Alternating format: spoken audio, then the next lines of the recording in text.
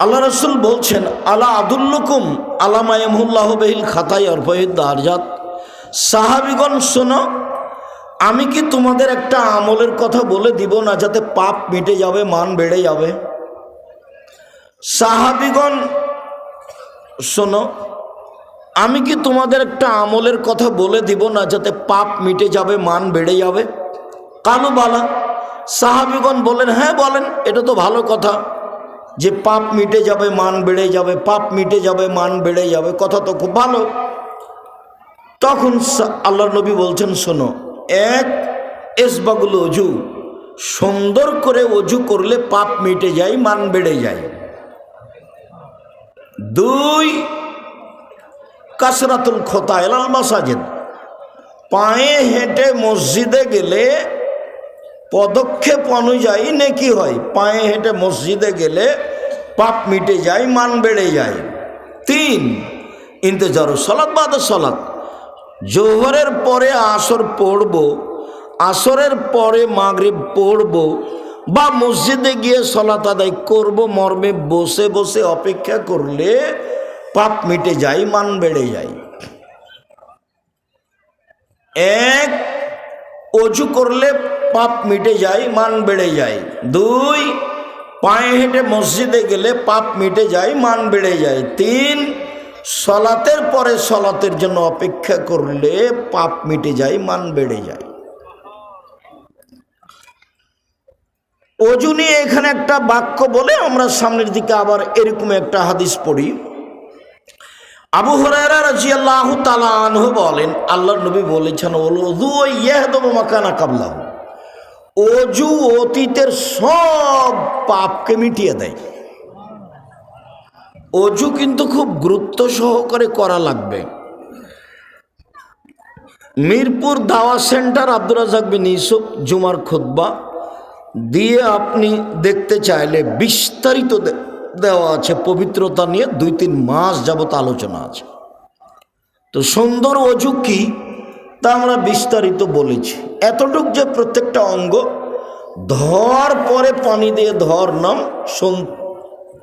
দ্বিতীয়বার ধোয়া, ধোয়া জায়গায় পানি দিয়ে ধর নাম, তৃতীয়বার ধোয়া, এ হলো সুন্দর অজু।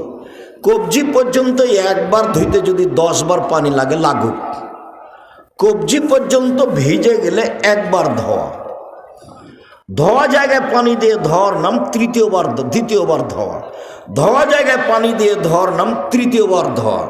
চলেন, আব্দুল্লাহ ইবনে আব্বাস রাদিয়াল্লাহু তাআলা আনহু বলেন, এক রাসূল সাল্লাল্লাহু আলাইহি সাল্লাম বলেছেন যে আল্লাহ তাআলা বললেন, ইয়া মুহাম্মদ হাল তাদরি ফিমা ইয়াক্তাসিমুল মালাউল আলা, মুহাম্মদ আপনি কি বলতে পারেন উপরে কি নিয়ে হইচই হচ্ছে? সাহাবীগণ, ফেরেশতাগণ কি বলা বলি করছেন, এটাকে আপনি বলতে পারেন? তখন আমাদের নবী বলছেন, না, জি হ্যাঁ, আমি বলতে পারি। ফির কাফারাত, কি করলে আদমের ছেলেমেয়ের পাপ মিটে যাবে, মান বেড়ে যাবে, এই নিয়ে কথা হচ্ছে উপরে। জি হ্যাঁ, আমি বলতে পারি।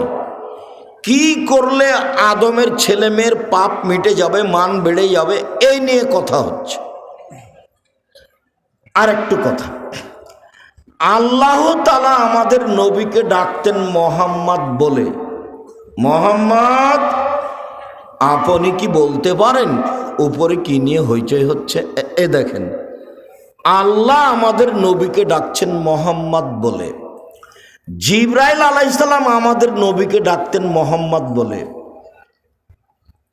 মোহাম্মদ আখবিরনি আনিল ইসলাম, আমাকে ইসলাম সম্পর্কে বলেন, জিবরাইল বলছে।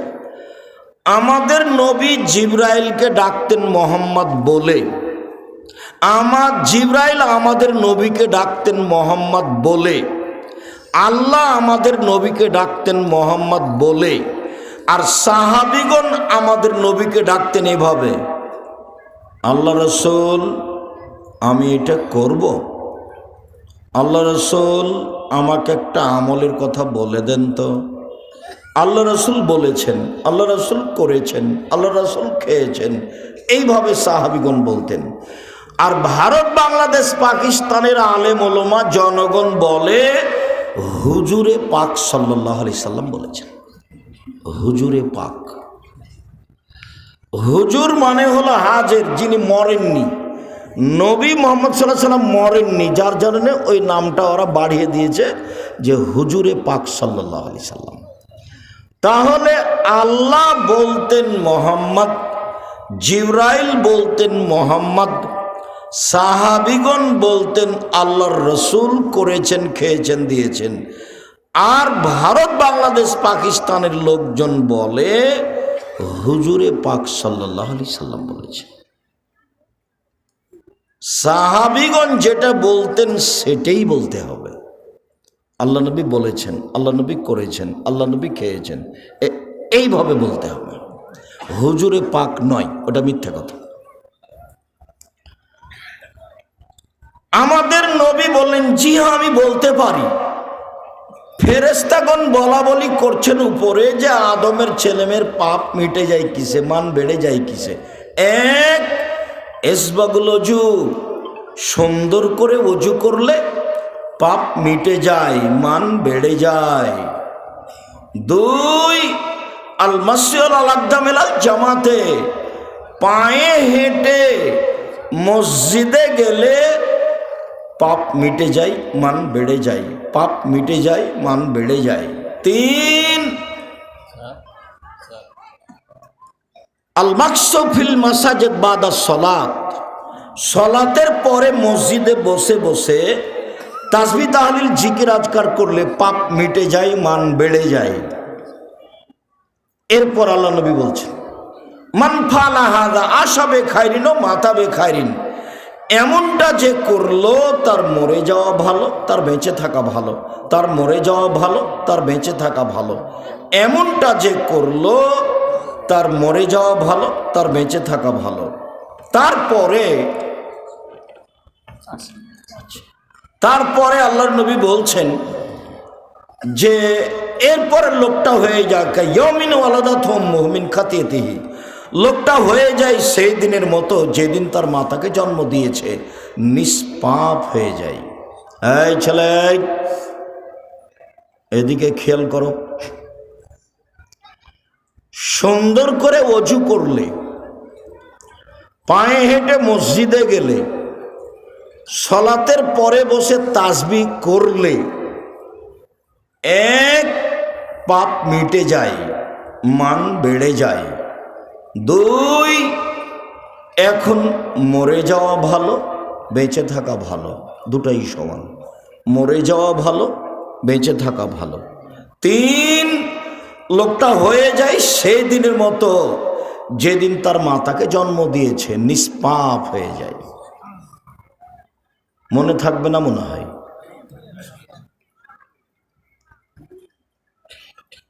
মানুষের পাপ মিটে যায়, মান বেড়ে যায়।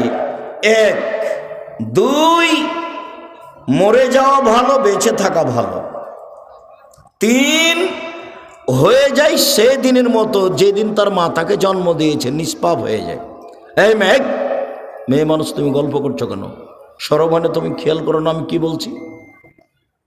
বলেন, মহিলা মানুষ আপনি বলেন তো দেখি, কি আপনি বসে আছেন নাকি, ধান্দা করছেন নাকি, কথা বলছেন কেন?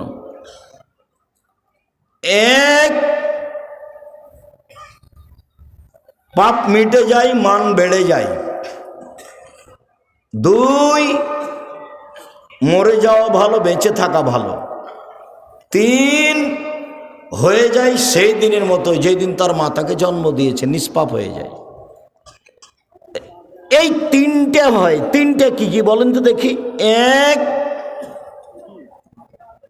একটাও মনে নাই, পাপ মিটে যায়, মান বেড়ে যায়।